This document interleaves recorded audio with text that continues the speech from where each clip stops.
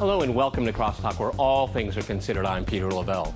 Here we go again. We're told the Islamic State terrorist group is the worst of the worst and has global ambitions. The public is being taught slowly but surely to fear the Islamic State. It would appear Washington continues to attempt to shape and reshape the Middle East.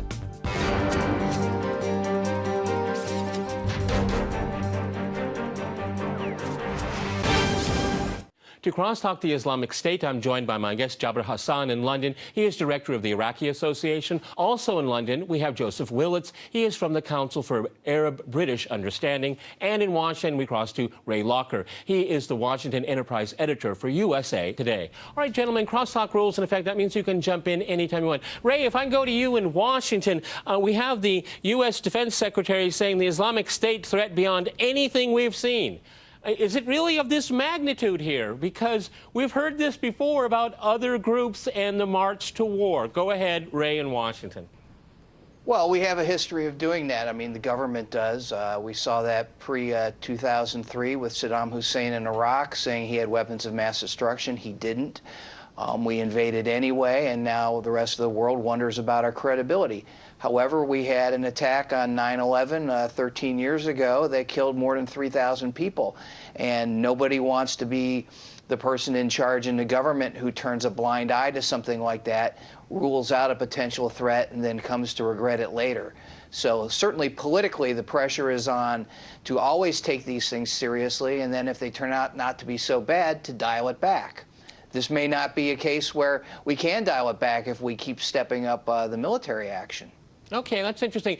Joseph, if I can go to you in London, but I mean, I suppose if you could just, the chicken or the egg here. Of course, no politician wants to be held responsible for not being vigilant enough here. But if you continue to involve yourself in the affairs of other people very far away, at Syria, the Free Syrian Army, give them money, give them equipment. Oh, well, they're too religious or too radical for us, so they move over to another group with our equipment, our money, our training. And, again, the law of unintended consequences. I mean, of course, what Ray says is true, but that also can justify more military intervention when less intervention is probably the best thing to do. Go ahead. Joseph in London. Well, I think bombing alone would not be the right idea for Syria or for Iraq.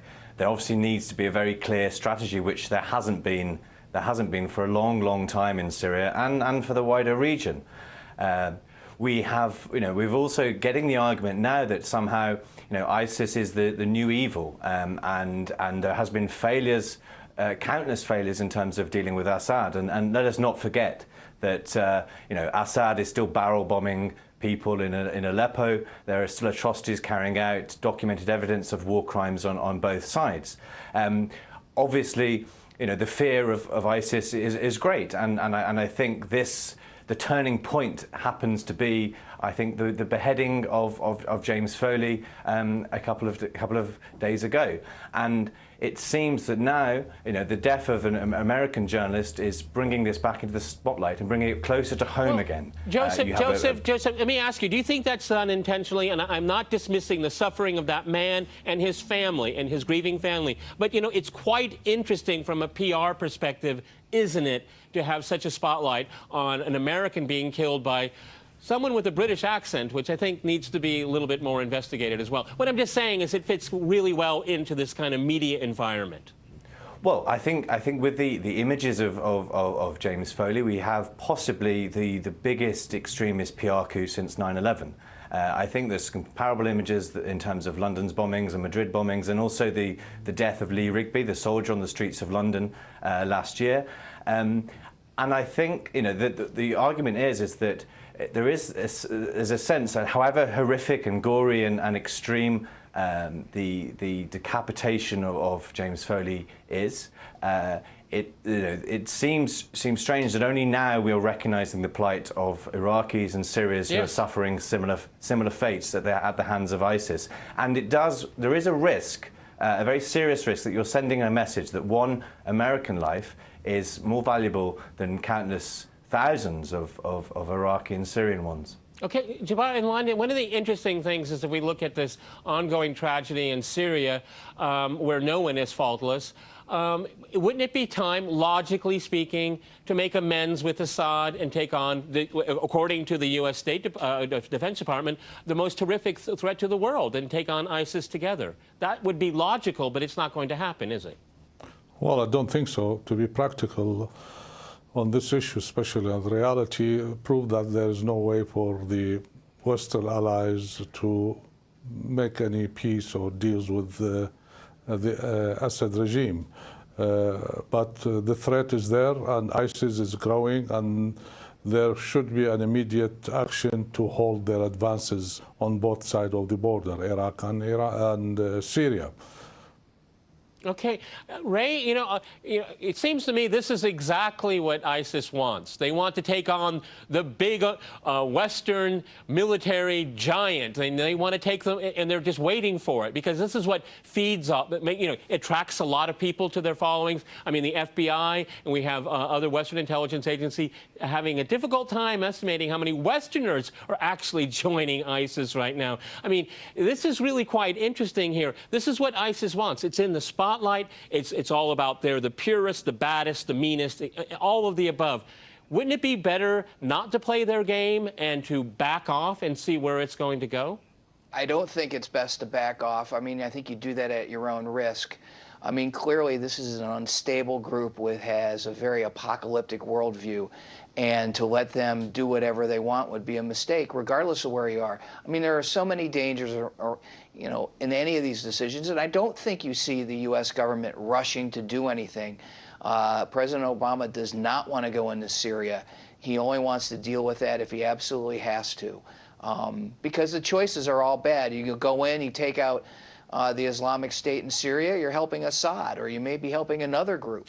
But, I mean, what are your choices? Well, okay, maybe the choices is just too much intervention. Too much intervention here. Joseph, Ray is absolutely right, because whatever party you help, you're going to help another party that you don't like. That's a terrible foreign policy position to be in. And, we've seen this tumultuous change in that region since the end of the Cold War, particularly in this century here. It's outside meddling. The more outside meddling, the more situations come up like this. Well, clearly there has been a failed strategy when it comes to Syria and Iraq, and again, it seems that we're only talking about this now. But we can neither diminish or stray away from the threat of ISIS, and we cannot stray away from the threat of Assad. I keep reiterating this point. That only last year we were talking about chemical attacks in Ghouta.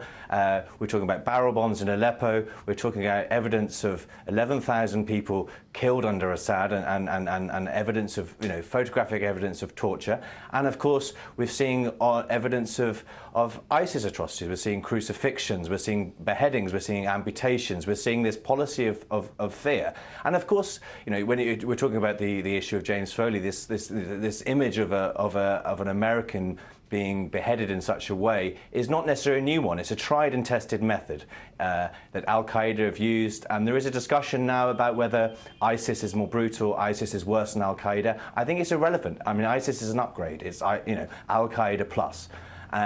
And they just, we cannot write off ISIS simply sometimes as a crazy ragtag bunch of lunatics, which of course they are, but they are very smart and they are very effective, and they have done so by building and maintaining and consolidating the concept of a state, which Al-Qaeda and the franchises of Al-Qaeda did not do. And obviously it is tapping into specific Iraqi, Syrian grievances and regional grievances, and we cannot underestimate that. And there has been failings across the board, and of course bombing alone will not work. There has to be a coalition, an inclusive, inclusive group of regional and international powers, which includes Turkey, which includes Iran. Joseph, I agree with you, but they're same partners. The Gulf countries, Saudi Arabia. I mean, where's the funding coming from here? I mean, again, they talk out of both sides of their mouth. They're afraid of these fundamentalist groups, but there are plenty of people in Saudi Arabia and the Gulf countries that are just giving money to these people, and who knows what else here. I mean, a coalition is nice and fine, but can you trust your coalition partners? Go ahead, Joseph, before we go to the break. Well, regardless of that, there has to be this inclusive approach, and this includes Russia and Iran, who of course have been funding Assad, and there are, we have to make sure there is this inclusive approach, because all parties do have a role to play, regardless of the implications. And without that, there will be no hope of freeing up Syria and Iraq of its tyrants of various forms. Okay, Jabbar, in London, do you think this is what ISIS counts on, is that there's the relationships and alliances in the region are so complicated and contradictory even, that it's going to be very difficult for the region to deal with them? Well, in a way, yes. They are more sophisticated than we think. They are not just, a bandit that decided to attack people and kill for nothing. They calculated everything, and they mobilized and invested in that area that there are conflicts, and many partners are not meeting in interest, are influencing the situation, especially in Syria. While in Iraq is different, of course.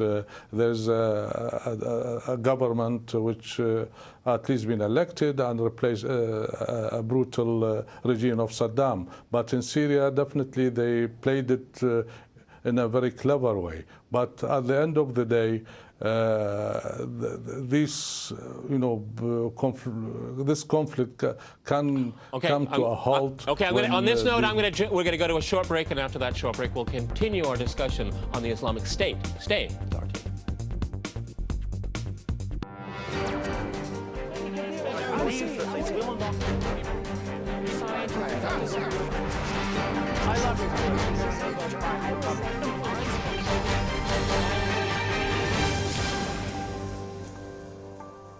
Welcome back to CrossTalk, where all things are considered. I'm Peter Lavelle. To remind you, we're discussing the threat known as the Islamic State.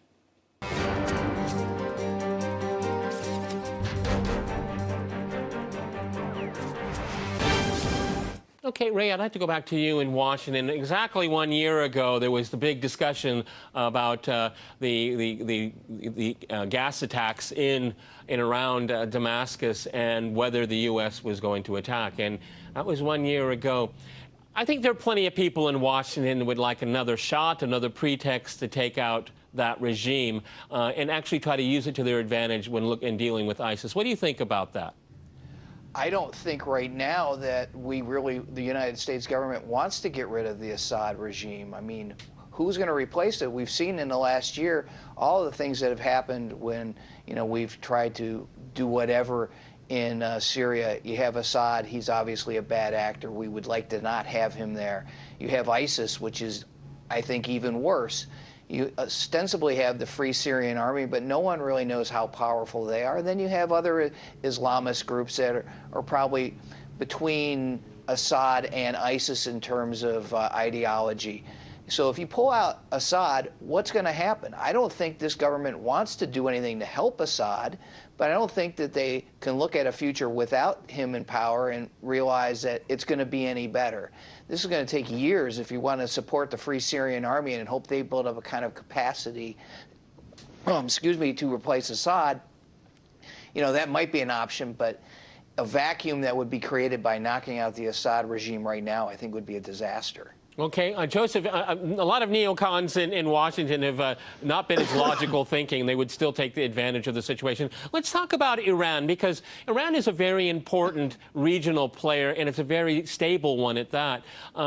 Again, odd bedfellows, because if you look at the Sunni-Shia divide, I mean, you see how the Iranians are helping out Baghdad. And again, one of these unintended consequences of the invasion of 2003. Again, because of the animosity between the West and Iran, that kind of cooperation is going to be quite limited. But if it could, we could get rid of some history and some bad feelings, Iran could play a very positive role in dealing with ISIS, because they have nothing in common with them. Of course, I mean, ISIS are of course a threat to Iran, and they're very close to Iranian borders. And I think we've discussed before in the sense that actually, Iran's involvement with the US in terms of ISIS in Iraq was quite significant in terms of actually sometimes the people that the US are backing in Syria are are fighting against Assad, who's obviously being funded in Iran. And I think Iran has to be brought to the table. Iran is part of this inclusive approach towards Syria and Iraq. And of course, you've seen Iran's moves in Iraq. Maliki was a person that was supported by Iran and also largely got rid of by Iran. And I think that is significant. And obviously there are plenty of areas of agreement, even if not in public, where the US, the UK, and Iran can engage and can work, because obviously the threat is to plenty of us, whether we be in London, New York, Washington, Baghdad, Damascus, or Tehran. Ray, if I can go quickly back to you in Washington, again, there's no political will for that, because logically speaking, if this is the greatest threat to the world right now, then you have to, forgive a few things and forget a few things, and you have to deal with people that you don't like with. And Iran's one of them. Again, this is an opportunity, but because of Israel and other lobbies, it's not going to happen, while the greatest threat in the world continues to scare everybody. Well, I don't think we can say it's not going to happen. It could be happening right now, and we just don't know about it. Well, after all, we're talking to Iran about its nuclear program. We're doing that openly. I mean, when you're talking to people, you don't have to stick to the script about, oh, we're only going to talk about the nuclear program. You could go off into a corner and say, what are we going to do about ISIS? I mean, it's clearly in our interests. And obviously, if the Iranians help with ISIS, we may consider giving them a break somehow in the nuclear program. That's everything, goes into somebody's calculations when you're having a negotiation. Hey, if I give up this, maybe I'll get that.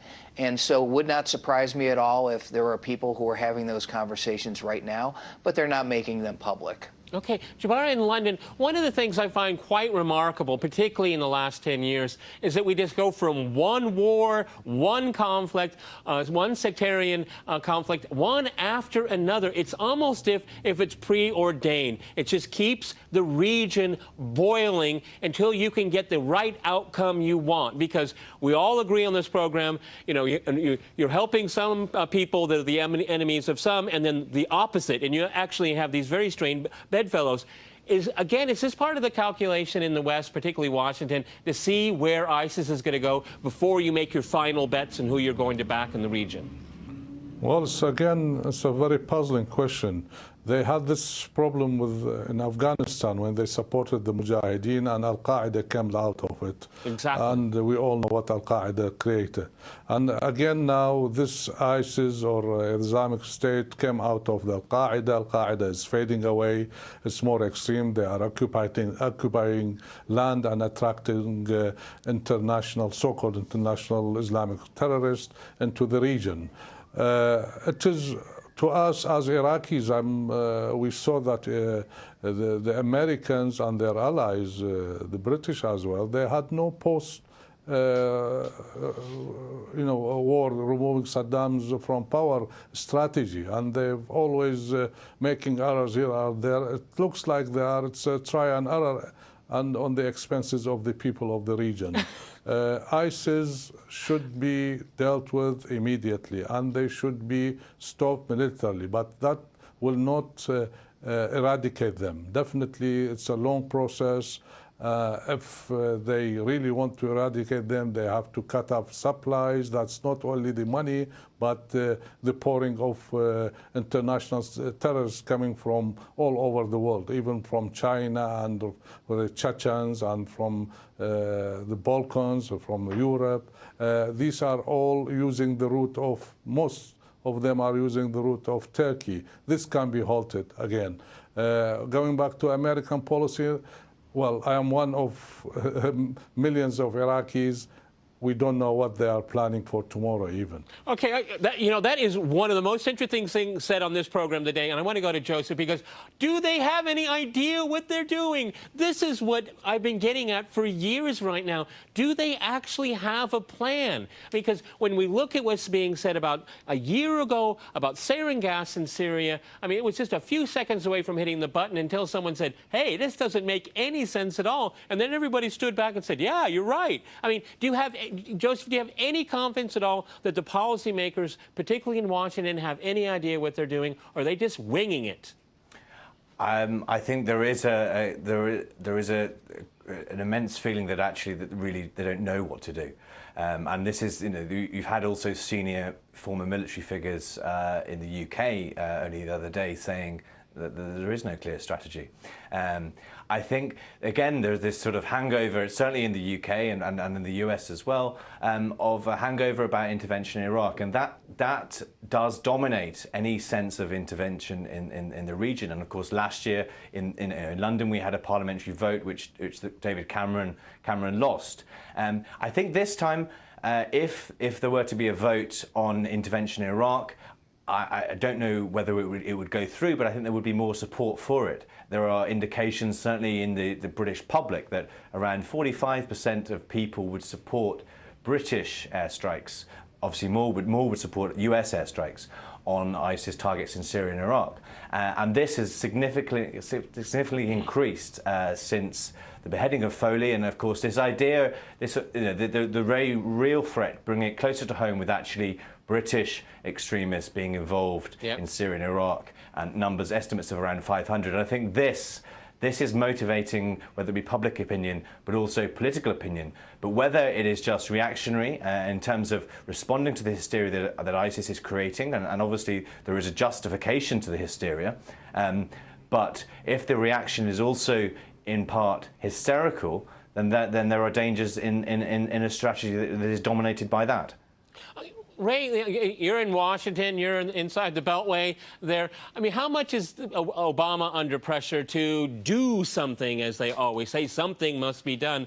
You know, he's got midterm elections coming up, and, you know, there's this, you know, that creeping feeling of mission creep here. He has to show that he's doing something as commander-in-chief because, well, let's face it, under his presidency, he doesn't have too many foreign policy successes, and he looks weak.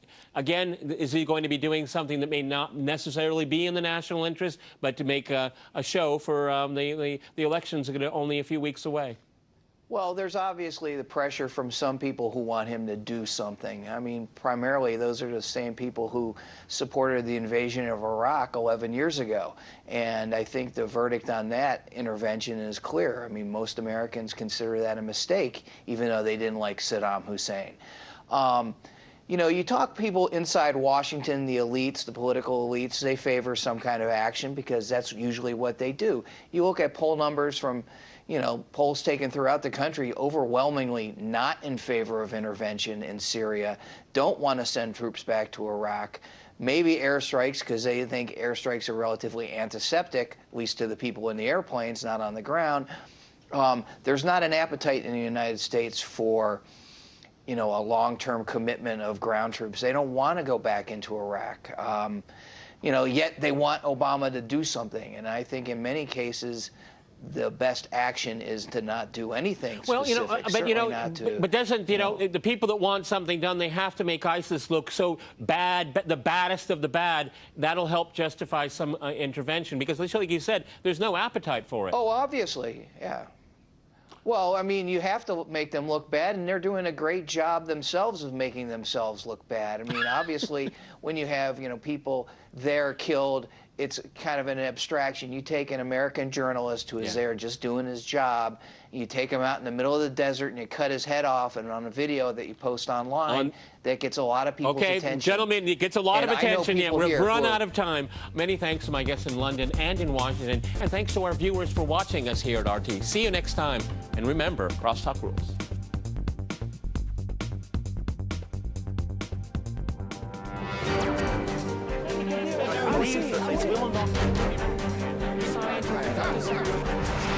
I love you.